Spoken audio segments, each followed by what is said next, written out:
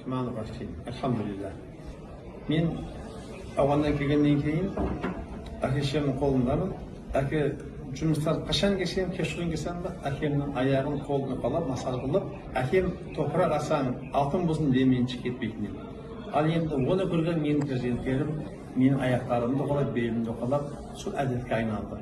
Енді медресенің балдары аяғын ұқап жатыр деген бір бұзық пікірлі адамдардың сөзіне мен таң қалып жатырмын. Себебі менің 30 немерем бар.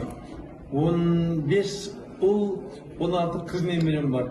Бұлардың бір қашан бос болса менің алдыма келеді. Бұлардың бәрі бөлек-бөлек. Немерелеріме қазақ хандықтарын, қазақ батырлар қандай болады, соның жеңімпаздар қандай болады, балуаншылар қандай болған, қажымұқан атамыз қандай болған, балдардың бәрімен сұхбат қылып отырамыз.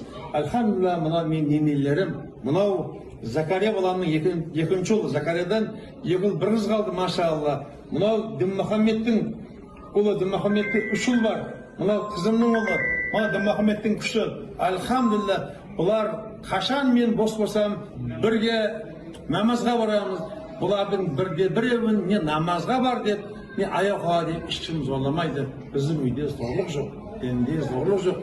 Соның ішінде мен немерелерім жақсы көреді. Альхамдулилlah, мына бұлар немерелерім. Енді бұлар аяғы бірден жүріп бәрі қолайды. Кеткен десем, балалардың сағын сындырмайын деп, бұларға үндемеймін. Қай жерде болса да, әсіресе медресенің балдары көрсін, медресенің балдарына ата-аналарының қызметін өңдер. Пайғамбар саллаллаху алейхи ва саллям, анаң, әкең деген үйлеріне барғанда ана-аталарыңа кішілік қылмаңдар, олардың қызметін қылыңдар.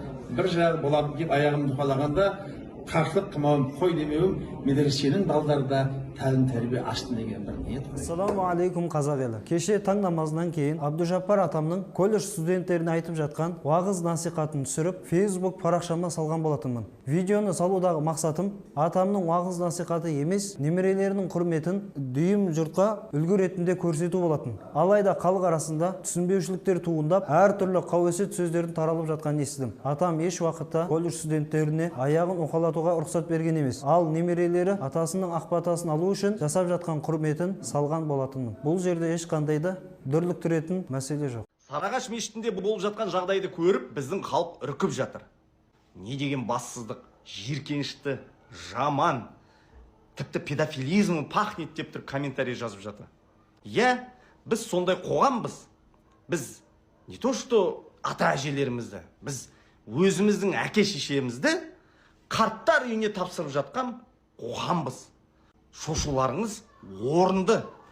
Себебі бізде деген қазір ата мен немере, қайда немереңіз кім бағып отыр? Қайсы үйдің немересі өзінің атасын, әжесін бағып отыр?